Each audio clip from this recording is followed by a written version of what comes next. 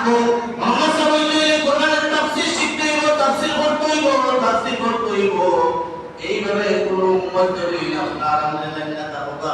আপনি শুধু নয় আপনার কোন উম্মত যদি একজন কোরআনের বিচার করেন কয় বলে দিকে একটা দেয় জান্নাত আমাদের এই কোরআনের সাথে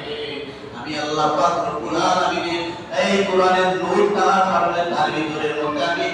এই কয়বরবাসীর 40 দিনের পর্যন্ত কয়বর আযাব মাফ করে দিলাম সুবহানাল্লাহ। তো আমার নবী আপনার তো চিন্তা করেন, আপনার চিন্তার কোনো কারণ নাই। আপনাকে হঠাৎ চাইয়া ও আমার আমির শুধু মানুষের সম্মান নাই, আমরা কাপড় বিক্রি কিন্তু এই কাপড় গুলা পার করতে লাগে কিন্তু জীবনে একবার সালাম করি না, সালাম করিনি কোনো সালাম করে আপনারা করা দিই জানি না তখন আপনি আমি আল্লাহ বলিলাম সাধারণ একটা কাপড়ের টুকরা যদি বস্তুনি শুনুন কোরআন শরীফে বান্দা হইলে তখন আপনার এই কাপড় মান যখন পাক লাগবো সাথে সাথে এই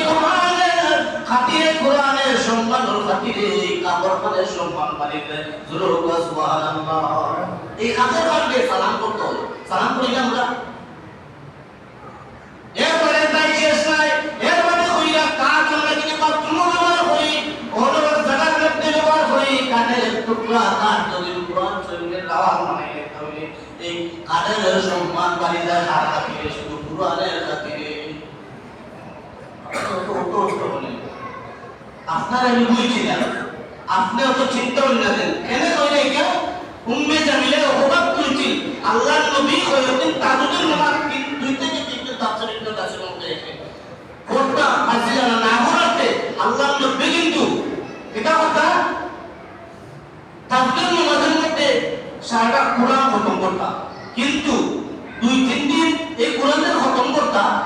কোরআনের আওয়াজ শুনতে হতো আবুরা উতবা সাহেবা উম্মে জামিলা যা আছে কাবিরা কিন্তু গরম হইতো আপনারা তো লোক সুবহানাল্লাহ। কিতার কারণে কোরআনের সুরের কারণে কোরআনের লেন শুনলে তারা পাগল হইয়া আইয়া চতুর্থ দিকে দিনও করতো রাসূলের বিরোধিতা রাইট দেখা যায় যখন নবী তাদের নামে খানোই দেখা হইয়া যখন কোরআন শরীফ তিলাওয়াত করতা তখন দেখা যায় সমস্ত কাফেররা বলে আপনাদের